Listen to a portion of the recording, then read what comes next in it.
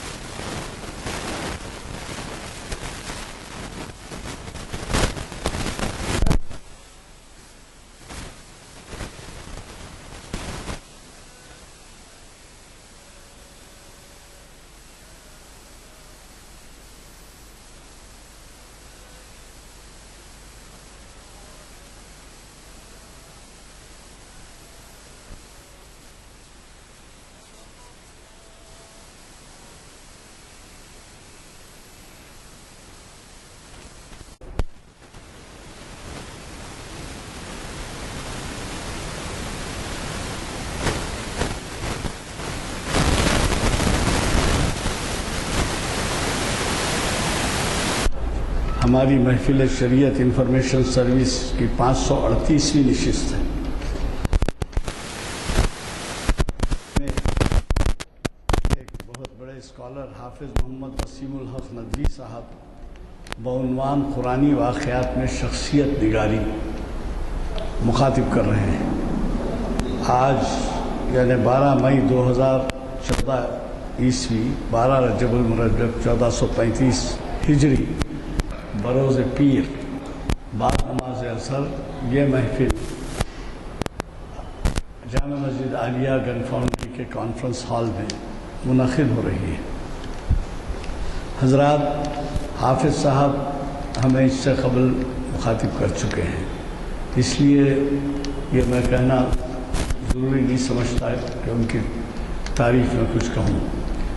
یہ ضرور کہوں گا کہ ان کے جو کچھ خیالات ہیں مجھے پڑھنے کا موقع ملا اور اخبارات میں بھی جو ہے وہ شائع ہوتے رہتے ہیں، تو یہ بہت ہی تیاری کے ساتھ آتے ہیں اور ہمیں استفادے کا موقع دیتے ہیں۔ یہ ہمارے لیے بڑی خوشی کی بات ہے کہ جو حضرات بھی یہاں تشریف لاتے ہیں وہ ہمیں والہانہ خدمت کے طور پہ مخاطب کرتے ہیں۔ اب یہ ہماری بدقسمتی ہے کہ بعض وقت کچھ حضرات کی کمی رہتی ہے، لیکن پھر بھی جتنے بھی لوگ رہتے ہیں وہ استفادہ کرتے ہیں۔ آج کل چھٹیوں کے دن ہیں، شاید جون کے پہلے دوسرے ہفتے سے کالجز مدارس کھل جائیں گے۔ کوشش کیجئے کہ نوجوانوں کو بھی آپ ساتھ لیتے آئیں، کیونکہ ان کا وقت زیادہ تر کرکٹ میں جاتا ہے، ٹی وی کے سامنے، اور میں خود قریبی میدانوں میں کھیل کود میں، تو ان کے لیے جو دینی تعلیم ہے اس کا زیادہ موقع نہیں رہتا، تو ایسی محفلوں کی بڑی اہمیت ہوتی ہے۔ اور آپ جیسے واقف ہیں، دینی تعلیم میں اکثر قرآن شریف نازلہ اور کچھ واقفیت بعض امور سے کرا دی جاتی ہے، لیکن یہ محفلیں ایسی ہوتی ہیں جس کا زیادہ تر، اب جیسے تاریخ اسلام ہفتے کے دن ہیں، تو اسلامی تاریخ جو ہے وہ بڑی اہمیت کی چیز ہے۔ بڑی بدبختی کی بات ہے کہ آج ہمارے کئی بچے ایسے ہیں جن کو بنیادی معلومات نہیں ہے اسلام، اور پھر اسی طریقے سے اگر بزرگان دین کے بارے میں ان سے پوچھا جائے، خلفائے راشدین کے بارے میں پوچھا جائے، یا اور دیگر شخصیتوں کے بارے میں دریافت کیا جائے، تو وہ لا علمی کا اظہار کرتے ہیں یا غلط سلط بیان کر دیتے ہیں۔ تو ان محافل کی اہمیت کو سمجھیے، کوشش کیجیے، ہماری تو کوشش ہے لیکن آپ کا بھی تعاون ضروری ہے۔ اور اللہ کے فضل سے کئی مساجد میں اس وقت پروگرام چل رہے ہیں، جو یہاں نہیں آ سکتے وہاں کے پروگرام میں شامل۔ اور پھر یہ بھی ہے کہ یہ جو ویب سائٹ ہے، اب تک اس ویب سائٹ پہ ہم یہ پروگرام نہیں دیتے تھے، تو ایک امریکہ کے بہت بڑے انجینئر ہیں، وہ وہاں پہ بھی دیکھتے ہیں، محمد عثمان صاحب، جو HM حسین کے نام سے سکندرآباد کے بہت بڑے بیپاری کے صاحبزادے ہیں اور امریکہ میں جا کے بس گئے ہیں، غیر معمولی نامور شخصیت ہے۔ انہوں نے تجویز کیا کہ صاحب آپ یہ ویب سائٹ پہ کیوں نہیں ڈالتے؟ تو اللہ کے فضل سے پچھلے 1-2 پروگرام سے ویب سائٹ پہ بتایا جا رہا ہے۔ اگر آپ کو بلیٹن نہ ملے تو یہ ویب سائٹ پہ بھی آپ دیکھ لے سکتے ہیں۔ اور کئی ایسے حضرات ہیں جو یہ سمجھتے ہیں کہ ویب سائٹ کا نمبر کیا ہے، کیسے، تو کوشش کیجیے، گھر میں ٹی وی ہر کسی کے ہے، اور یہ ویب سائٹ جو ہے اس پرچوں میں بھی دیا گیا ہے نمبر۔ اگر آپ نوٹ نہیں کرتے ہیں تو یہ دیکھیے دونوں جانب اس ویب سائٹ کا نمبر ہے۔ تو یہ جو ہے کوشش کریے، دیکھیے ویب سائٹ یہاں پہ لکھا ہوا ہے، پھر ادھر بھی لکھا ہوا ہے۔ تو یہ ہو سکتا ہے کہ آپ کے آنے میں بعض وقت مشکلات درپیش ہوں یا دیر سے آئیں یا واقف نہ ہوں کہ کیا محفل ہے، تو ویب سائٹ اگر دیکھ لیں آپ، جو آج کل بڑا کامن ہے، اسٹوڈنٹس تو ویب سائٹ کے اوپر ہی کئی چیزیں سیکھ رہے ہیں اور کئی پروگرام سے واقف ہیں۔ تو میں زیادہ وقت لیے بغیر آپ سے گزارش کروں گا کہ حتی الامکان کوشش کریں کہ ان محافل کو زیادہ سے زیادہ گرمائیں۔ آج ہمارے ارجن صاحب کو یہ نہیں ملے ہیں، اگر لینا چاہیں تو لے سکتے ہیں۔ اور آج کے مقرر صاحب سے میں گزارش کروں گا کہ وہ اپنے ہی خود سے دیے ہوئے عنوان سے ہمیں سرفراز ونستعینہ ونستغفرہ ونؤمن بہ ونتوکل علیہ ونعوذ باللہ من شرور انفسنا ومن سیئات اعمالنا من یهد اللہ فلا مضل له ومن یضللہ فلا ہادی له ونشهد ان لا الہ الا اللہ وحدہ لا شریک له ونشهد ان سیدنا وحبیبنا وشفیعنا ومولانا محمدا عبده ورسوله ارسلہ بالحق بشیرا ونذیرا صلی اللہ تعالی علیہ وعلى آلہ واصحابہ وبارک وسلم تسلیما کثیرا کثیرا اما بعد فقد قال اللہ تبارک وتعالی اعوذ باللہ من الشیطان الرجیم بسم اللہ الرحمن الرحیم لقد خلقنا الانسان فی احسن تقویم وقال تعالی نحن نقص علیک احسن القصص بما اوحینا الیک هذا القرآن وإن كنت من قبله لمن الغافلین صدق اللہ العظیم۔ محترم بزرگوں، میرے نوجوان بھائیوں اور دوستوں، آج کی اس محفل میں جس عنوان سے متعلق بات کرنا ہے وہ عنوان ہے قرآنی واقعات میں شخصیت نگاری۔ اس عنوان کی کما حقہ تفصیلات تو اس مختصر موقع میں مکمل طور پر نہیں آ سکتی، لیکن اجمالی طور پر اختصار کے ساتھ جامعیت کو اس میں لانے کی کوشش کرتے ہوئے اللہ کی توفیق سے اور آپ کی توجہ سے جو کچھ ہو سکا آپ کے سامنے لانے کی میں کوشش کروں گا۔ دعا فرمائیے کہ اللہ ہمیں ہر عنوان کا حق ادا کرنے اور اس کے اوپر عمل کرنے اور اس کو اپنی زندگی میں لانے کی توفیق نصیب فرمائے۔ قرآن پاک کی آیت میں نے تلاوت کی، اللہ نے اس میں فرمایا لقد خلقنا الانسان فی احسن تقویم، البتہ تحقیق کہ ہم نے انسان کو بہترین سانچے میں بنایا، بہترین روپ میں بنایا، بہترین فطرت اور طبیعت دے کر انسان کو ہم نے پیدا کیا۔ ہر انسان جو بھی ہو، چاہے وہ پڑھا لکھا ہو چاہے وہ ابھی پڑھا لکھا نہ ہو، ہر حالت کے اندر خدا کی کاریگری کا، خدا کی صفت خلق کا ایک انتہائی بہتر اعلیٰ نمونہ ہے قرآن انسان۔ اللہ کے نبی صلی اللہ علیہ وسلم نے فرمایا کہ انسان ایک ناتراشیدہ ہیرا ہے، انسان ایک ناتراشیدہ ہیرا ہے، جیسے جیسے اسے تراشا جاتا ہے تو وہ چمکتا جاتا ہے، نکھار اس کے اندر آتا جاتا ہے۔ اللہ نے، آپ دیکھتے ہیں کہ انسان مختلف طبیعت اور مزاجوں کو لیے ہوئے انسان دنیا میں نظر آتے ہیں۔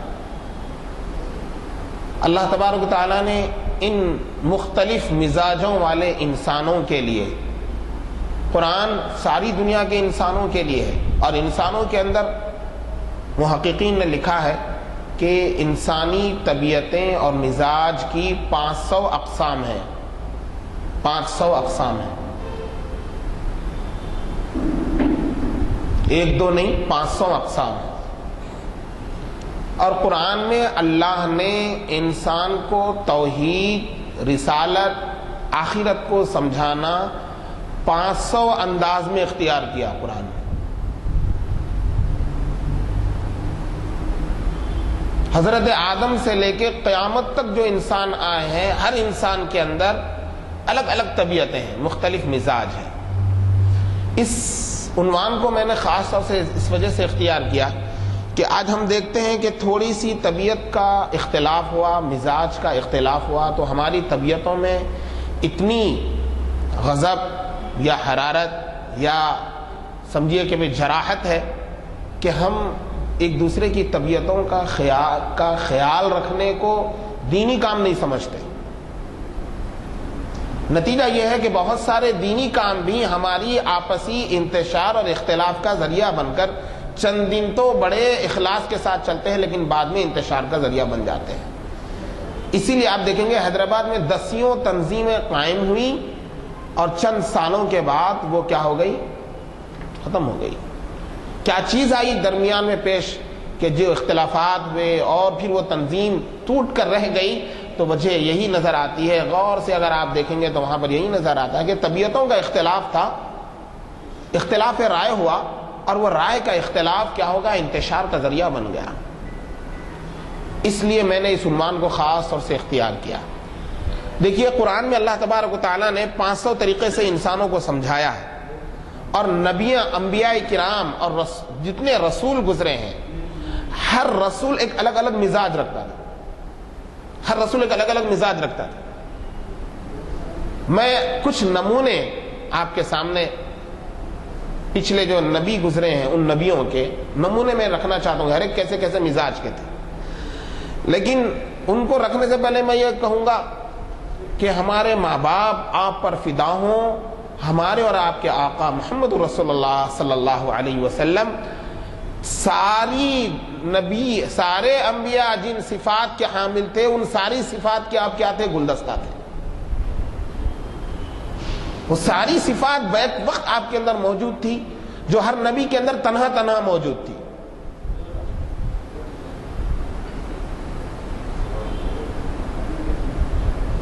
قرآن کے اندر اللہ تبارک و تعالیٰ نے واقعات بیان کیے ہیں۔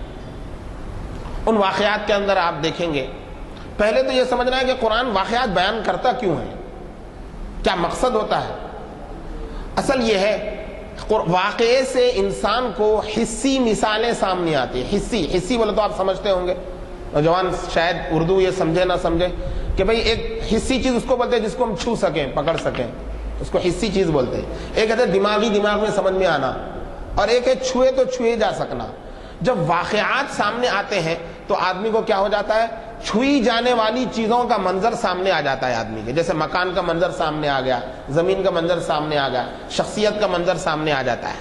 تو اس لیے قرآن کے اندر جگہ جگہ منظر کشی کی گئی ہے، تصویر کشی کی گئی ہے، شخصیت کے مختلف نمونے، انسانوں کی طبیعتوں کے مختلف نمونے پیش کیے گئے ہیں۔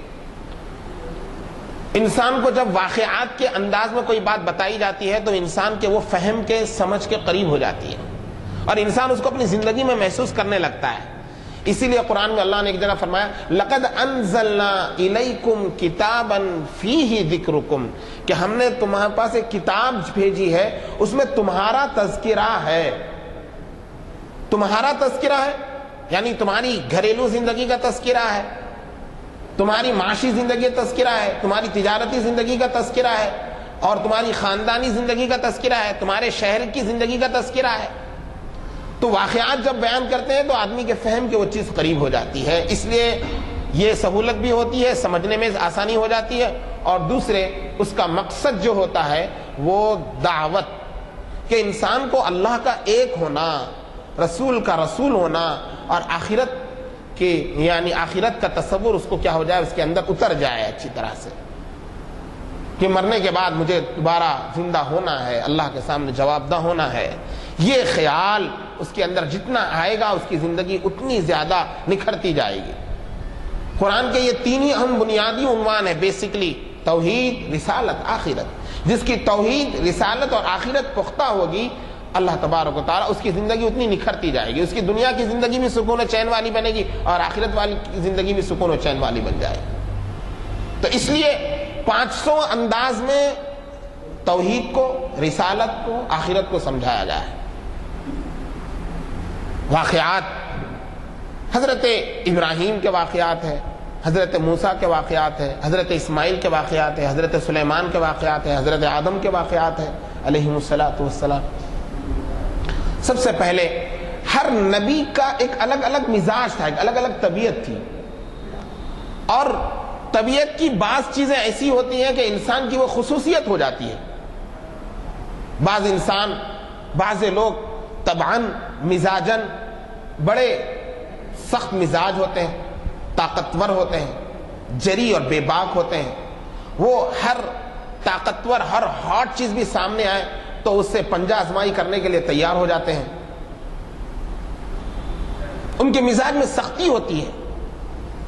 ایسے ہی نمونہ بالکل ایک نمایاں صفت بن کر جو چیز ابھرتی ہے انسان کی شخصیت میں، اس کو کہتے ہیں کہ بھئی یہ نمایاں خصوصیت ہے، یہ آدمی کی یہ خاص خصوصیت ہے۔ اور تو ہے خصوصیت ہے لیکن یہ خاص ہے خصوصیت۔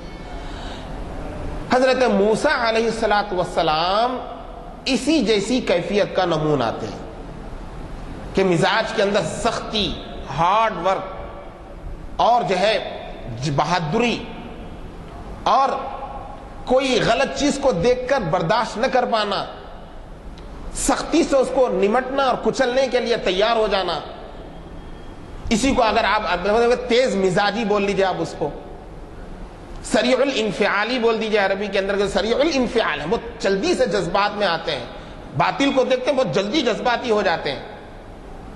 تو حضرت موسیٰ علیہ السلام کی شخصیت کے اندر یہ کیفیت تھی۔ اللہ تبارک و تعالیٰ نے قرآن میں جگہ جگہ نمونے بتائے، ان کی اس شخصیت کو نمایاں کیا۔ مقصد اس کا یہ ہے کہ جو لوگ اس طبیعت والے ہیں، اس جیسی طبیعت والے ہیں، حضرت موسیٰ علیہ السلام نے جن موقعوں کے اوپر اپنی اس طبیعت کا لحاظ رکھ کر اسے خوب استعمال کیا، وہ بھی استعمال کریں۔ توحید کے لیے، رسالت کے لیے، آخرت کے لیے اپنی طبیعت کو سمجھے، اپنے مزاج کو سمجھے اور سمجھ کر اس کو استعمال کر باطل کے خلاف۔ دیکھیے حضرت موسیٰ علیہ السلام کے واقعے کا ایک میں تذکرہ بطور نمونہ آپ کے سامنے کرتا ہوں، ایک واقعے کے اندر سے۔ حضرت موسیٰ علیہ السلام آپ جانتے ہیں کہ جس دور کے اندر، جس زمانے میں آپ کی پیدائش ہوئی، وہ دور وہ تھا کہ جس میں فرعون نے جو بچہ پیدا ہو جاتا اسے ذبح کر دیا جاتا۔ لیکن اللہ نے ایک سال، اسی سال حضرت آپ کے ایک اور بھائی حضرت ہارون بھی تھے۔ ہوا یہ کہ فرعون نے جب یہ فیصلہ لیا کہ جو بچہ بنی اسرائیل میں پیدا ہوگا اسے ذبح کر دیا جائے، بچے ذبح ہونے لگے۔ لوگوں نے، بولنے والوں نے کہا کہ بچے اس طرح جب ذبح ہو جائیں گے تو اگلی نسل کے اندر تم کو خدمت کرنے والے تمہارے گھر میں خادم اور نوکر نہیں مل پائیں گے۔ تو انہیں پھر اپنے فیصلے کو بدلا، اور بدل کر اس نے کیا کیا کہ جناب 1 سال بچے جو پیدا ہوں گے ذبح کیا جائے، اور 1 سال جو بچے پیدا ہوں گے ان کو چھوڑ دیا جائے گا۔ تو جس سال بچوں کو چھوڑ دینے کا سال تھا وہ سال حضرت ہارون پیدا ہو گئے، اور جس سال بچوں کو ذبح کر دینے کا سال تھا وہ سال حضرت موسیٰ پیدا ہو گئے۔ لیکن اللہ کو منظور تھا، جن سے اللہ کو کام لینا ہوتا ہے اللہ انہیں ہر طرح کی آزمائشوں سے، ہر طرح کی رکاوٹوں سے، ہر قسم کی خطروں میں رکھ کر بھی انہیں کیا کرتے ہیں، محفوظ رکھتے ہیں۔ حضرت موسیٰ علیہ السلام کو اللہ تبارک و تعالیٰ نے اسی ماحول میں پیدا کیا، لیکن واقعے کو میں کیا ہوا وہ واقعہ میں اس کو چھوڑتا ہوں چونکہ ان کی شخصیت پر ہم کو جو ہے نا توجہ مرکوز کرنا ہے۔ بہرحال حضرت موسیٰ فرعون کے گھرانے کے اندر، فرعون کے گھر میں پہنچ گئے۔ جو خطرہ تھا فرعون کے لیے وہی فرعون کے پاس جی رہے تھے، زندگی گزار رہے تھے۔ پلے بڑھ کر جوان ہوئے، یوں سمجھے جانے لگے چونکہ فرعون کی بیوی حضرت آسیہ رضی اللہ عنہا ایمان لا چکی تھی۔ بعد حضرت آسیہ کے بارے میں اللہ نے فرمایا ہم نے موسیٰ کی محبت ان کے دل میں انڈیل دی۔ اس طرح سے حضرت موسیٰ شاہی گھر میں پلے بڑھے، لیکن وہ جانتے تھے کہ میں جو ہے میری قوم میرا خاندان جو ہے وہ بنی اسرائیل ہے جو محکوم ہے، حاکم اقتدار پر فرعون کی قوم ہے، خاندان ہے، اور میری جو قوم ہے وہ محکوم ہے، اور میری جو قوم ہے وہ غلام بنی ہوئی ہے، ان کے زیر نگر ہے، مظلوم بنی ہوئی ہے، ظلم کی چکی میں پس رہی ہے۔ یہ حضرت موسیٰ جانتے تھے۔ فرعون کے محل کے اندر پلے بڑے، جوان ہوئے، جوان ہونے کے بعد انہوں نے جوانی کی کیفیت کے اندر انہوں نے ایک جگہ پر دیکھا، فلما دخل المدینۃ علی حین غفلۃ من اہلہا، ایک مرتبہ وہ ایک گلی سے گزر رہے تھے تو دیکھا رجلین یقتتلان، دو آدمی آپس میں لڑ رہے ہیں، ایک آدمی وہ ہے جو حضرت موسیٰ کی قوم کا ہے، ایک آدمی وہ ہے جو فرعون کی قوم کا ہے، ھذا من شیعتی وھذا من عدوی، ایک حضرت موسیٰ کے دشمن کی قوم کا ہے، فرعون دشمن تھا حضرت موسیٰ کا۔ فاستغاثہ الذی من شیعتہ علی الذی من عدوہ، حضرت موسیٰ کی قوم کا جو آدمی ہے وہ اور فرعون کا آدمی قوم کا دونوں لڑ رہے۔ جب حضرت موسیٰ قریب ہوئے سمجھانے کی کوشش کرے تو اس نے حضرت موسیٰ کو یہ کہا کہ بھائی تم تو جو ہے نا اسی قوم کے ہو، تم اسی کا ساتھ دیں گے، اس طرح کی کچھ اس نے جملے کہے۔ حضرت موسیٰ علیہ السلام چونکہ تیز مزاج تھے ہی، جھوٹ کی باطل کے خلاف وہ پیچھے ہٹنے والے نہیں تھے، انہوں نے بس اس آدمی کو تنبیہاً ایک گھونسا، ایک مکہ رسید کیا۔ اب دیکھیں یہاں پر طبیعت سامنے آئی حضرت موسیٰ کی، فوقظہ موسیٰ، لیکن اتفاق یہ ہے کہ حضرت موسیٰ کے ایک ہی گھونسے کے اندر اس کا کام تمام ہو گیا۔ نہ حضرت موسیٰ کا اس کا قتل کرنے کا ارادہ تھا، لیکن طبیعت کی کیفیت اس گھونسے کے اندر کیا ہوئی؟ ظاہر ہوئی۔ اس گھونسے کے اندر کیا ہوئی؟ طبیعت کی کیفیت ان کی ظاہر ہوئی۔ فوقظہ موسیٰ فقضى علیہ ھذا، لیکن جو لوگ سخت مزاج ہوتے ہیں اور تیز مزاج ہوتے ہیں ان کی یہ بھی کیفیت ہوتی ہے کہ وہ تیز مزاج ہونے کے بعد جب وہ مخلص ہوتے ہیں تو انہیں اپنی غلطی کا احساس ہو جاتا ہے تو وہ اسی تیز مزاجی کے ساتھ معافی بھی مانگ لیتے ہیں، معافی بھی مانگ لیتے ہیں، اور انہیں اپنی غلطی کا احساس بھی جلدی ہو جاتا ہے۔ جیسے وہ معاملے میں تیز ہوتے ہیں، ایسے اپنی غلطی کا احساس کرنے میں بھی کیا ہوتے ہیں؟ تیز ہوتے ہیں۔ حضرت موسیٰ جیسے ہی اس کا کام تمام ہو گیا، حضرت موسیٰ کو فوراً اپنی غلطی کا احساس ہوا تیزی کے ساتھ، اور فوراً انہوں نے کہا ھذا من عمل الشیطان، کہ مجھ سے جو یہ عمل ہوا یہ کیا ہوا؟ شیطانی اثرات سے ہوا۔ اب یہ تو حضرت موسیٰ نے اپنے آپ سے عاجزی اور انکساری کے طور پر کہا، ورنہ تو انبیاء کیا ہو جاتے ہیں؟ شیطان کے اثرات سے محفوظ ہوتے ہیں۔ انہوں نے اپنے تئیں کہا، ورنہ ایک عمومی طور سے ہم جب دیکھیں تو سارے انبیاء کیا ہوتے ہیں؟ غلطی سے، گناہ سے معصوم ہوتے ہیں، گناہ سے کیا ہوتے ہیں؟ محفوظ ہوتے ہیں۔ لیکن گناہ سے محفوظ ہوتے ہوئے بھی ہر نبی یہ ہوتا ہے، ہر نبی کا احساس اندر یہ رہتا ہے، رسول کا احساس اپنے اندر یہ رہتا ہے کہ میرے سے کوئی میرے شان غلطی تو نہیں ہوئی، میری شان سے نیچے غلطی تو نہیں ہوئی، گری ہوئی کوئی غلطی تو نہیں ہوئی۔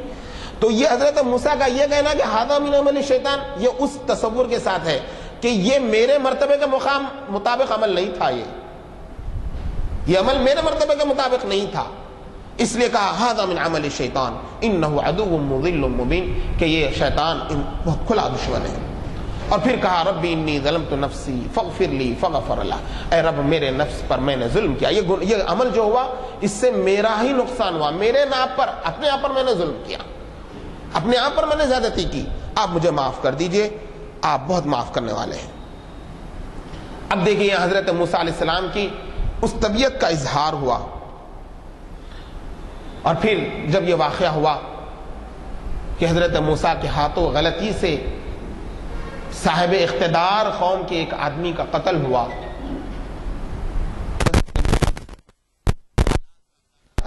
انسانی طبیعت کے ناطے حضرت موسیٰ کو گھبراہٹ ہوئی۔ اللہ نے قرآن میں فرمایا فَأَصْبَحَ فِي الْمَدِينَةِ خَائِفًا يَتَرَقَّبُ، آدمی جب گھبراہٹ کے عالم میں ہوتا ہے تو کیا ہوتا ہے؟ کوئی اگر آہٹ بھی آئے تو کیا ہوتا ہے؟ اس آہٹ کے پیچھے کوئی میرے لیے تکلیف دہ چیز نہ آئے۔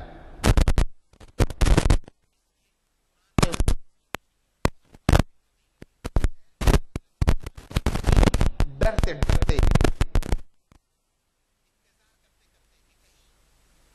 تھا کہ یہاں سے کوئی اس سلسلے کے اندر کوئی کاروائی نہ آ جائے، کاروائی کا ڈر تھا۔ بہرحال فَإِذَا الَّذِي اسْتَنصَرَهُ بِالْأَمْسِ يَسْتَصْرِخُ، اس کے بعد پھر ایسا ہوا کہ اگلے دن انسان کی طبیعت، انسان کی عادت بدل جا سکتی ہے، انسان کوشش کر کے اپنی عادت بدل سکتا ہے، لیکن انسان کی فطرت نہیں بدلتی۔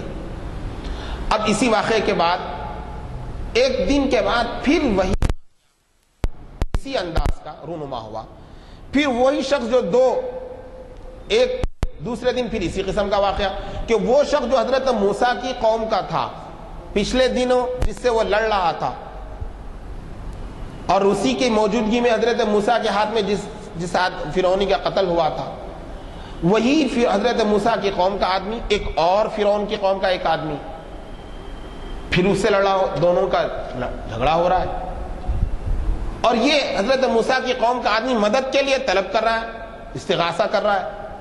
حضرت موسیٰ نے اپنی قوم کے آدمی سے کہا کہ کل بھی تو لڑ رہا تھا، آج بھی تیرا جھگڑا ہو رہا ہے، لگتا ہے ایسا کہ تو ہی جھگڑالو مزاج ہے، تو ہی طبیعت اس قسم کا۔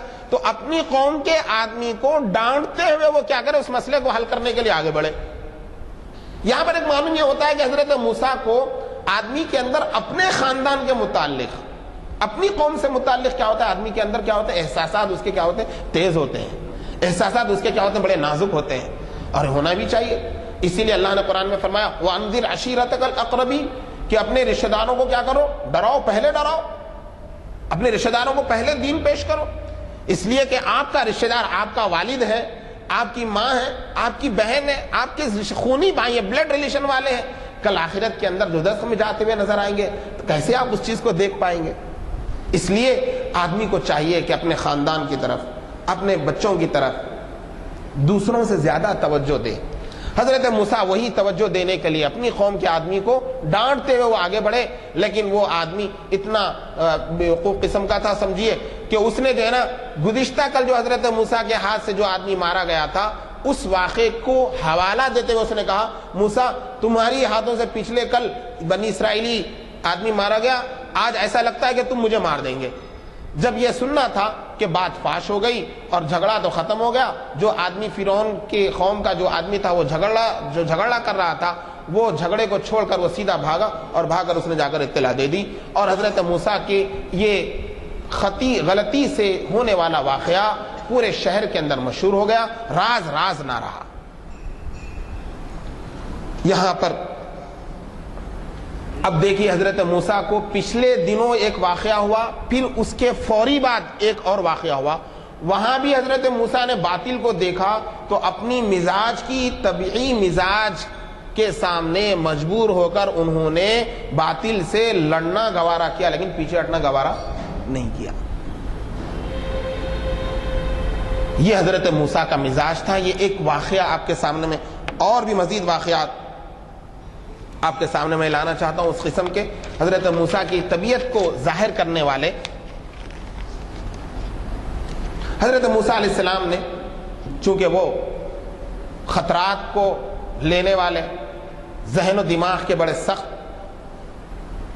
اس لیے انہوں نے ایک مرتبہ اللہ سے یوں مطالبہ کیا ربی ارنی انظر الیک، اے میرے رب میں آپ کا نظارہ کرنا چاہتا ہوں، میں آپ کو دیکھنا چاہتا ہوں۔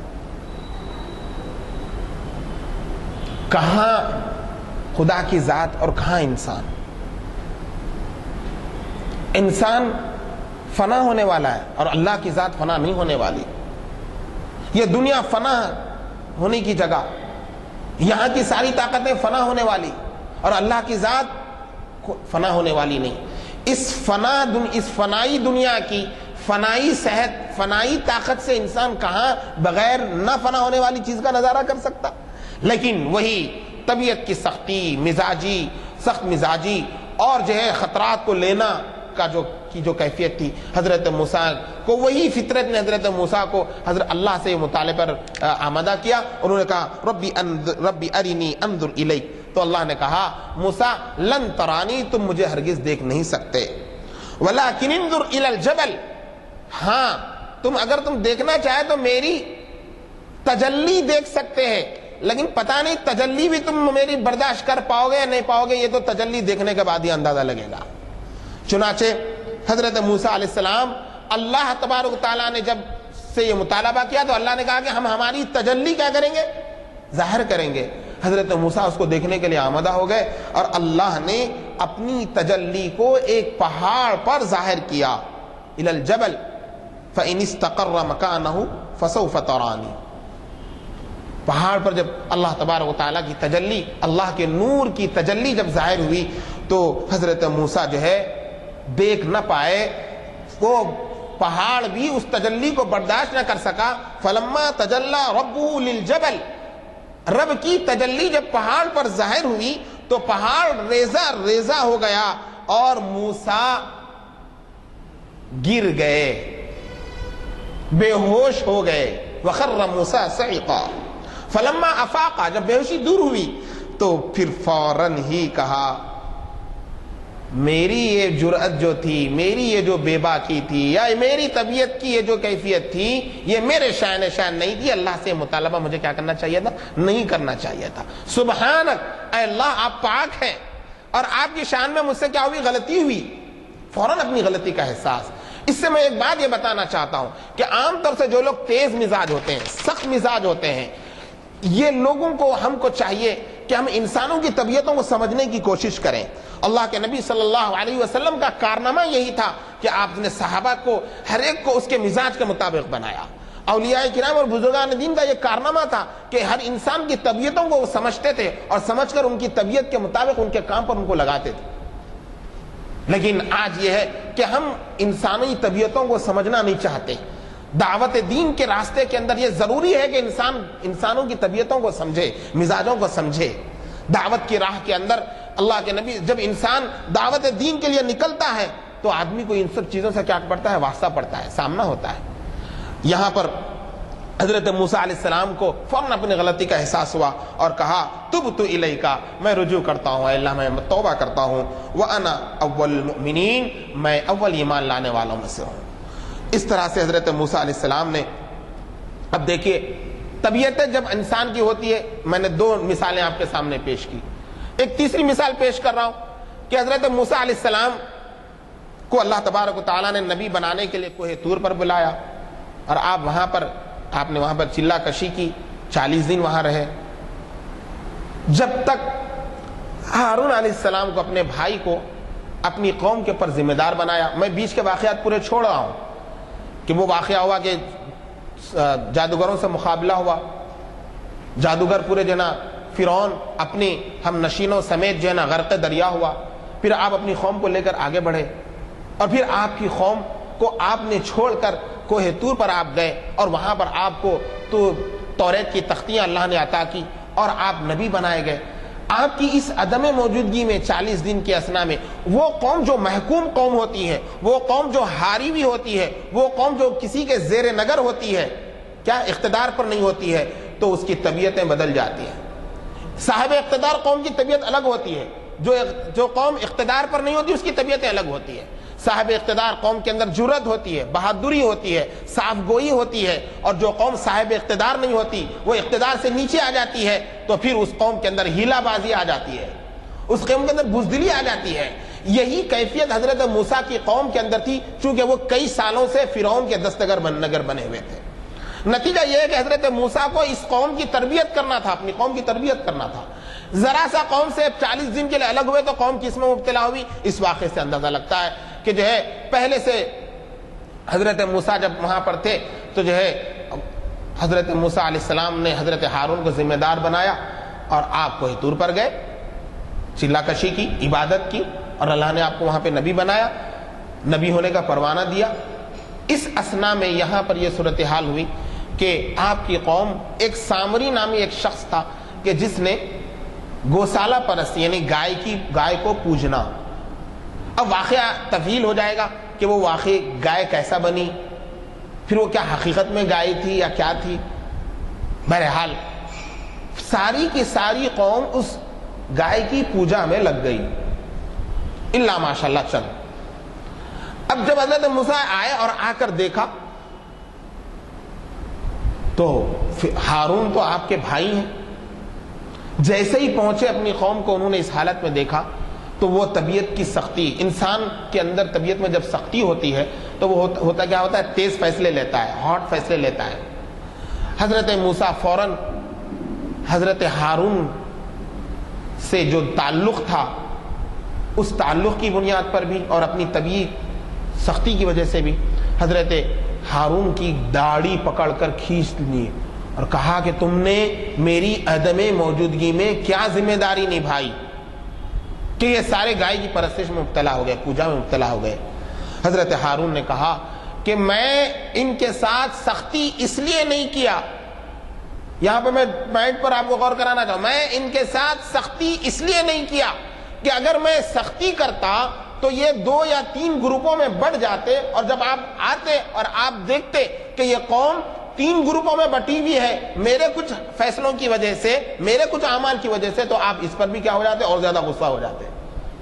اس سے یہ معلوم ہوتا ہے کہ آدمی کے اندر بری سے بری کیفیت آ جائے تب بھی اس سے زیادہ خطرناک آدمی کے اندر کیا ہونا ہے, انتشار کا پیدا ہونا ہے, انتشار آنا ہے. آج ہم مسلمان چاہے کتنے ہی گئے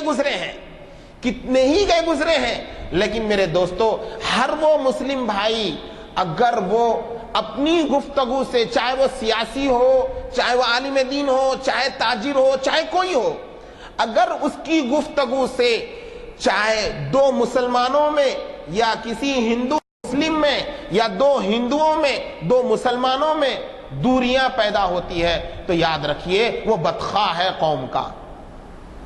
آج مسلمانوں جتنی آپ دیکھتے ہیں کہ جو فرقہ پرست طاقتیں ہیں وہ انتشار کے ہتھیار سے کیا ہو رہی, مسلمانوں کے اوپر اقتدار حاصل کرنا چاہ رہی.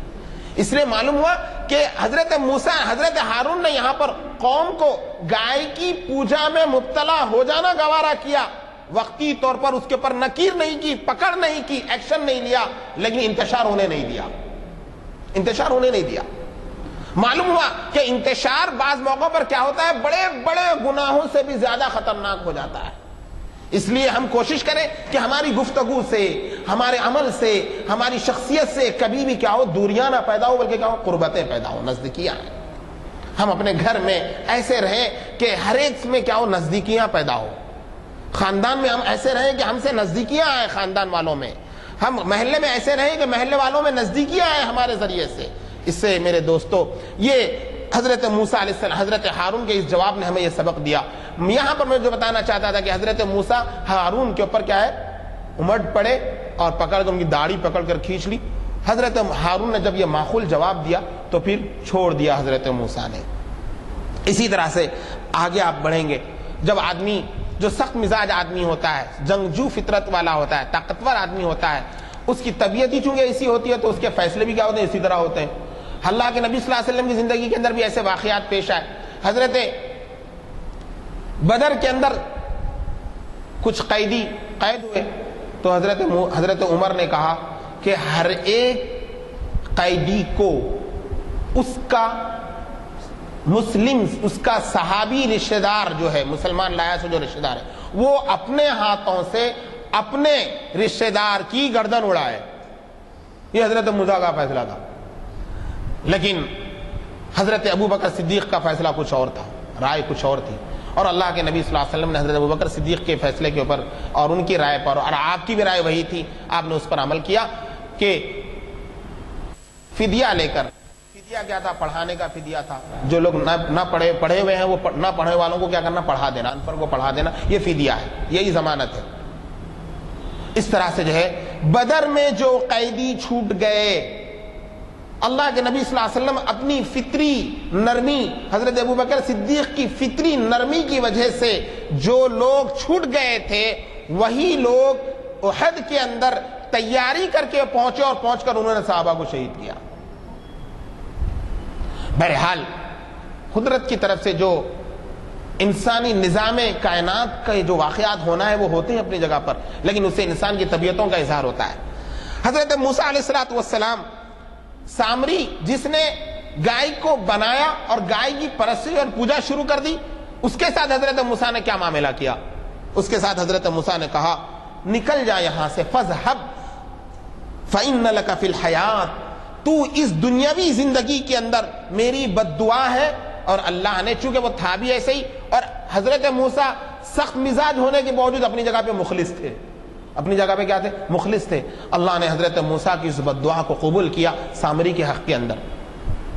اور سامری کو حضرت موسیٰ نے کہا کہ تیرے لیے یہ بد دعا ہے، اور میری اس بد دعا کی بنیاد پر اللہ کی طرف سے تیرے لیے سزا ہے کہ تو زندگی تمام یہ بولتا پھرے گا کہ تجھے کوئی آدمی تیرے قریب آئے گا تو تجھے وحشت ہوگی، اور تو یہ بولتا پھرے گا لا مساس لا مساس، میرے قریب کوئی مت آؤ، میرے کو کوئی مت چھو.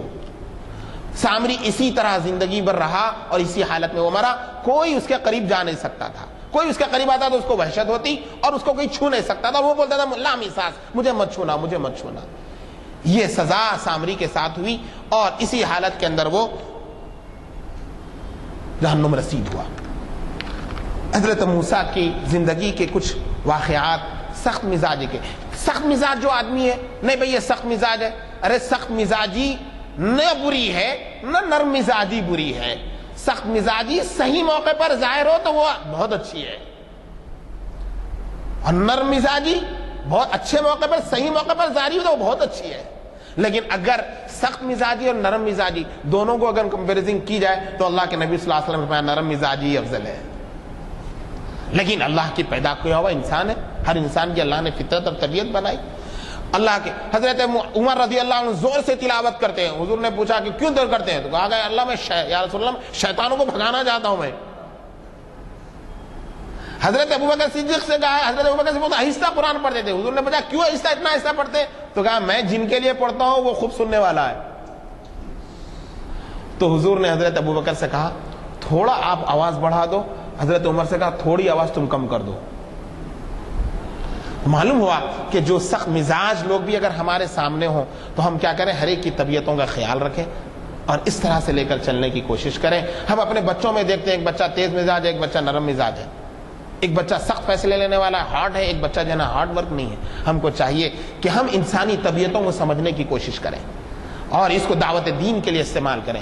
کوئی برا نہیں قدرت کے کارخانے میں، قدرت کے کارخانے میں کوئی برا نہیں. ایک مثال، ایک نمونہ تو میں نے حضرت موسیٰ علیہ السلام کا رکھا. وقت بہرحال مجھے جو وقت دیا گیا اس وقت قریب ہوتا ہوا. ایک اور نمونہ چھوٹا سا اس میں سے اور اختصار کرنے کی میں کوشش کروں. حضرت ابراہیم علیہ السلام کا سامنے آتا ہے. اس طبیعت کے بالکل برخلاف حضرت ابراہیم علیہ السلام کا معاملہ ہے. حضرت ابراہیم علیہ السلام کے بارے میں اللہ نے فرمایا کہ دیکھیے حضرت ابراہیم اپنی قوم کو کتنی نرمی سے، کتنی محبت سے، کتنے آئیڈیا سے اور کتنے اچھے انداز میں سمجھا رہے ہیں. ایک مرتبہ حضرت ابراہیم علیہ السلام نے میدان کے اندر لوگوں کے ساتھ بھرے مجمع کے اندر کہا، دیکھا آپ نے پہلے ستارے کو، دیکھا آپ نے ستاروں کو دیکھ کر کہا ارے بھائیو دیکھو تم لوگ ستاروں کی پوجا کرتے ہیں، چلو میں بھی آج تمہارا ہو گیا، میں بھی ستارے کی پوجا کرتا ہوں، آج سے میں بھی ستارے کی پرستش کر رہا ہوں. بس ستارے رات میں نظر آنے لگے. کہا کہ دیکھو کتنا اچھا نظر آ رہا ہے، ستارے ہی ستارے آسمانوں پر کتنی اچھے نظر آ رہے ہیں، چلو میں بھی ستاروں کی پوجا کرتا ہوں، یہ ستارے ہمارے خدا ہے. لیکن ہوا ایسا کہ صبح ہوئی تو آپ نے جن لوگوں کے سامنے کہا تھا ان سے پوچھا کہ بھئی بڑا بولو کہ بھئی جو چھپ جائے، جو معدوم ہو جائے، جو ڈوب جائے وہ کیسے خدا ہو سکتا؟ جو اپنی ہستی کھو دے وہ خدا. ہماری ہستی تو موجود ہے اور اس کی ہستی موجود نہیں ہے. جو موجود نہیں ہے وہ موجود ہونے والوں کی کیا مدد کر سکتا ہے؟ دیکھیے آپ کتنا نرمی سے سمجھایا. پھر رات ہوئی تو آپ نے چاند کو دیکھا اور دیکھ کر چاند کی بڑی تعریف کی، دیکھو کیسے چاند ہے، کیسا شاندار ہے، کیسی اس کی چمک ہے، کیسی اس کی تابانی ہے، اور کہا کہ یہ میرا خدا ہے. رأوا القمر بازغا قال هذا ربی، یہ میرا پروردگار ہے. تم لوگ کہہ رہے میں بھی تمہاری بات مانتا ہوں، میں تمہارا مخالف نہیں ہوں، میں بھی تمہاری بات مانتا ہوں، تمہارے عقیدے پر میں بھی ہوں. لیکن پھر صبح ہوئی تو آپ نے بتایا، پھر وہی کہا کہ ستاروں کے وقت آپ نے جو کہا وہی کہا کہ فلما رأى القمر بازغا قال هذا ربی فلما افلا، جب چاند ڈوب گیا، صبح ہو گئی، تو آپ نے کہا ارے کیسے ہو سکتا، لئن لم يهدني ربی لأكونن من القوم الظالمین، اگر میرا رب مجھے صحیح راستہ نہ دکھایا ہوتا تو میں بھی تم جیسی گمراہی میں پڑ جاتا. میرے بھائیوں مانو کہ جو نا یہ گمراہی ہے، جو نظر نہ آئے، جو اپنی ہستی کھو دے، وہ کیسے خدا ہو سکتا ہے؟ وہ کیسے ہمارا نفع و نقصان کا مالک ہو سکتا ہے؟ اس طرح سے پھر آپ نے دن میں سورج کی تعریف کی اور سورج کو دیکھ کر کہا کہ یہ ہمارا خدا، یہ تو سب سے بڑی زیادہ روشنی والا ہے، یہ تو خداؤں کا خدا ہے، سب سے بڑا خدا ہے، سورج کی روشنی چاند کی روشنی سے ستاروں کی روشنی سے بڑے، تو آپ نے کہا یہ تو ہمارا سب سے بڑا خدا، ہذا اکبر کہا آپ نے۔ لیکن پھر جب شام ہوئی تو آپ نے پوچھا کہ یہ سورج کہاں گیا، یہ ہمارا خدا کہاں گیا؟ اس طرح سے حضرت ابراہیم علیہ السلام نے جب آپ نے سورج سے متعلق بھی بتایا تو آپ نے اس وقت کہا، اس وقت ہم لوگ پڑھتے ہیں جب قربانی ہوتی ہے تو ہم لوگ انی وجہت وجہی للذی فطر السماوات، اسی موقع پر حضرت ابراہیم نے کہا انی وجہت وجہی للذی۔ ذرا آپ یہ واقعے کو سامنے رکھنے کے بعد جب ہم قرآن جب ذبح کرتے ہیں جانور تو اس وقت ہمارے دل میں یہ ہونا چاہیے انی وجہت وجہی للذی، میرا چہرہ، میرا دل، میرا سب کچھ اے اللہ تیرے لیے ہے، تیری طرف ہے اس کا رخ۔ وجہت وجہی للذی فطر السماوات والارض حنیفا، کہ جس نے آسمان اور زمین کو پیدا کیا تو اکیلا تنہا ہے، وما انا من المشرکین، میں تیرے ساتھ کسی کو شریک نہیں کرنے والا۔ وحاجہ قوم نے آپ کے ساتھ حجت بازی کی، بحث کی۔ حضرت ابراہیم نے کہا اتحاجونی فی اللہ، ارے تم اللہ کے بارے میں تم مجھ سے بحث مباحثہ کر رہے ہو جبکہ میں نے تم کو وضاحت سے بتا دیا۔ سن لو کہ اللہ نے مجھے ہدایت دی، اس کے بعد میں تمہارے راستے تمہاری بات کو ماننے والا نہیں ہوں۔ ولا اخاف ما تشرکون به الا ان یشاء ربی شیئا، کہ میں بیزاری ظاہر کرتا ہوں، بائیکاٹ کرتا ہوں تمہارا بھی اور تمہاری معبودوں کا بھی۔ حضرت ابراہیم نے کس طرح سے سمجھایا۔ اب دیکھیے آپ ایک اور نمونہ، حضرت ابراہیم کے والد خود کیا ہے، بت بناتے ہیں، مجسمے بناتے ہیں اور بنا کر بازار میں لاتے ہیں۔ اب دیکھیے اللہ کے بعد، اللہ اور اس کے رسول کے بعد انسان کے لیے سب سے بڑی جو شخصیت ہے وہ ماں باپ ہے۔ اب حضرت ابراہیم کے لیے ایک تو یہ تھا کہ اپنے ماں باپ کے حقوق کا خیال رکھنا، اور ماں باپ کے بارے میں یہ کہا گیا کہ چاہے وہ کافر ہوں تب بھی ان کے ساتھ بدسلوکی نہ کرنا، اور ایک طرف اللہ کا حق ہے اور ایک طرف اپنے والد کا حق ہے۔ اب آپ دیکھیں آپ کی ان کی نرم طبیعت نے انہیں کیسے، کس ڈھنگ سے لے کر ان کی نرم طبیعت نے کیا جلوے دکھائے اور کیسے وہ چلے۔ قرآن میں اس کی جو ہے نا اللہ نے یا ابتی اذ قال لی ابیہ، اپنے والد سے کہا یا ابتی، اے میرے پیارے ابا، اے میرے عزیز ابا، لما تفعل لما تعبد ما لا يسمع ولا يبصر ولا يغني عنك شيئا، کیسا وہ رب ہو سکتا ابا جان، اے میرے ابا یہ کیسا رب ہو سکتا ہے، ہم ایسے آدمی کو کیسا معبود سمجھ سکتے کہ جو نہ سنتے ہیں نہ دیکھتے ہیں نہ وہ ہمارے کچھ کام آ سکتے، ولا يغني عنك شيئا یا ابتی انی قد جاءنی، اے میرے ابا میرے پاس مجھ کو جو بات معلومات ہوئی ہیں وہ معلومات آپ تک نہیں پہنچی، آپ میری بات مان جائیے، اگر آپ میری بات مان جائیں گے تو آپ سیدھے راستہ پر آ جائیں گے، اہدیک صراطا سویا، میں آپ کو سیدھا راستہ دکھاؤں گا۔ اے میرے ابا، اے میرے پیارے ابا، آپ شیطان کے پیچھے مت چلیے، شیطان کی بات مت مانیے، یہ سب شیطانی راستے ہیں، یہ شیطان کے بہکاوے اور پھسلاوے ہیں۔ لما تعبد الشیطان ان الشیطان کان للرحمن عصیا، شیطان تو خدا کا بڑا نافرمان گزرا ہے۔ اے میرے ابا مجھے ڈر ہے، میری تڑپ ہے کہ میں آپ کو دوزخ سے بچاؤں، لیکن مجھے ڈر ہے کہ آپ کہیں اللہ کے عذاب میں مبتلا نہ ہو جائیں اور میری بات کو رد کر دیں، شیطان کی بات مان لیں، تو پھر نتیجہ یہ ہوگا کہ آپ شیطان کے دوست ہو جائیں گے، ہمراہی ہو جائیں گے۔ دیکھیے یہاں پر حضرت ابراہیم علیہ السلام نے اپنے والد کا معاملہ سامنے تھا، نہ والد کے حق میں انہوں نے کوئی سخت لب و لہجہ، سخت الفاظ استعمال کیے، اور نہ اللہ کے حق کے اندر ذرا برابر بھی کمی آنے دی۔ ہم جیسے آدمی ہوتے، بعض لوگ ایسے ہوتے ہیں کہ لوگ جو ہے نا اپنی بچوں کے لیے، ان کے لیے ضروری ہوتا ہے کہ ذرا بچوں کو نرم مزاجی سمجھائے، لیکن باہر والے لوگ بولتے ہیں ارے بچوں کے سامنے تو بڑے ایسے بن جاتے۔ نہیں میرے دوستوں، ہمیں کسی صاحب البیت ادرا بما فی، گھر والا اپنے گھر کو کیا کرتا ہے خوب جانتا ہے۔ ہم اپنی اولاد کے مالک نہیں ہیں، ہم اپنی اولاد ہمارے پاس امانت ہے، اولاد ہمارے لیے ایک ٹارگٹ، ایک چیلنج ہے۔ یہ اولاد کو نہ سختی سے ہم ہانک سکتے نہ نرمی سے ہانک سکتے، بلکہ اولاد کو پڑھنا چاہیے۔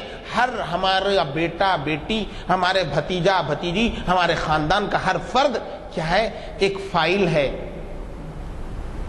ایک ریسرچ کا ایک نمونہ ہے، ہمیں اس پر ریسرچ کرنا ہے، غور کرنا ہے، اور اس کے اندر کی جو خوبیاں ہیں ان خوبیوں کو ابھارنا ہے، اور اسے اس بات پر آمادہ کرنا ہے کہ جو اس کے اندر مائنس پوائنٹ ہے وہ اس کے اوپر کیا کرے، کنٹرول کرے، اور اپنی طبیعت کو صحیح جگہ پر استعمال کرے۔ یہ حضرت ابراہیم کی زندگی کے نمونے تھے۔ اسی طرح سے شاید وقت قریب آ رہا ہے نماز کا، میں آپ سے یہ دو واقعات خاص طور سے میں جو آپ کے سامنے لانا چاہ رہا تھا، حضرت سلیمان کا واقعہ، حضرت داؤد علیہ السلام کا واقعہ، حضرت یوسف کی فطرت اور طبیعت میں کیا چیز تھی۔ حضرت یوسف بڑے صاحب خلت، بڑے دانشمند تھے۔